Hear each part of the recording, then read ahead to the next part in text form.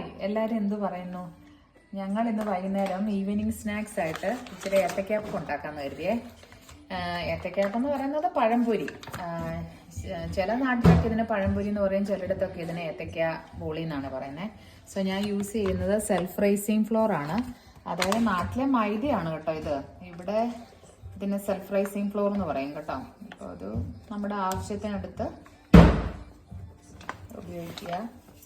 പിന്നെ കുറച്ച് അരിപ്പൊടി ഇടുന്ന എന്തിനാന്ന് വെച്ച് കഴിഞ്ഞാൽ അത് നല്ല ക്രിസ്പി ആയിട്ടിരിക്കാൻ വേണ്ടിയിട്ടാണ്.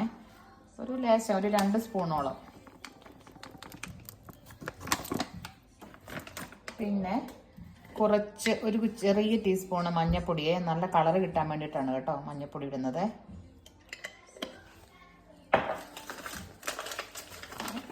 ആവശ്യത്തിന് ഷുഗർ.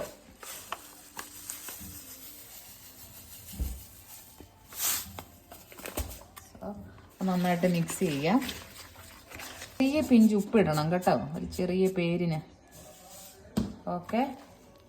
സോ കുറച്ച് വെള്ളം ഒഴിച്ച് നമ്മുടെ ഒരു കൺസിസ്റ്റൻസി നോക്കിയിട്ട് അതിന് പരുവമായിട്ട് നമ്മൾ മിക്സ് ചെയ്ത് വെക്കണം. സോ എണ്ണ നന്നായി ചൂടായി കഴിഞ്ഞപ്പം ഓരോ പീസായിട്ട് എടുത്തിട്ട് മാവിൽ മുക്കിയിട്ട് ഇടുവാണേ. എണ്ണ നന്നായിട്ട് ചൂടാവണം കേട്ടോ, എന്നാലേ ഉള്ളത് നന്നായി വരത്തുള്ളൂ. പിന്നെ ഏത്തക്ക ബോളിക്ക് എപ്പോഴും നമ്മൾ നല്ല മധുരമുള്ള ഏത്തക്ക എടുക്കുന്ന കേട്ടോ നല്ലത്. എൻ്റെയൊക്കെ ചെറുപ്പത്തിലേ ഞങ്ങൾ കൂടുതലും പഴമായിട്ട് കഴിക്കത്തേ ഉള്ളായിരുന്നു. അന്നൊന്നും അമ്മമാർ നമുക്കങ്ങനെ ഏത്തക്ക ബോളിയൊന്നും അധികം ഉണ്ടാക്കി തരത്തില്ലായിരുന്നു.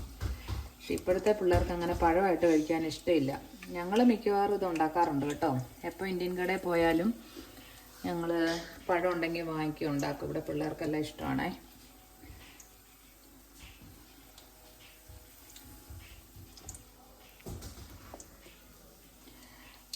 നമ്മുടെ മലയാളികൾക്ക് 4 മണി പലഹാരം ഒരു വീക്ക്നെസ് അല്ലേ. നമുക്ക് ചായയുടെ കൂടെ എന്തെങ്കിലും ഒന്ന് കഴിക്കണം എന്ന് എപ്പോഴും ആഗ്രഹമില്ലേ. അപ്പം ഏത്തക്കാപ്പം ഉള്ളിവടയൊക്കെയാണ് നമുക്ക് ഉണ്ടാക്കാൻ എളുപ്പമുള്ള 4 മണി പലഹാരം.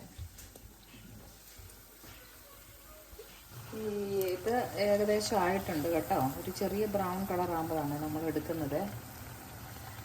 പിന്നെ ഏത്തക്ക ബോളിക്ക് എപ്പോഴും നല്ല പഴുത്ത പഴമാണ് കേട്ടോ യൂസ് ചെയ്യേണ്ടത്. ഇതിനകത്ത് ഒരു പഴം ശരിക്കും പഴുത്തിട്ടില്ലായിരുന്നു, ബാക്കി 3 പഴമായിരുന്നു നന്നായിട്ട് പഴുത്തത്. ഇങ്ങനെ ചെറിയ പീസാക്കി ഇടുന്നത് കൊണ്ട് കുറേ ഉണ്ട്.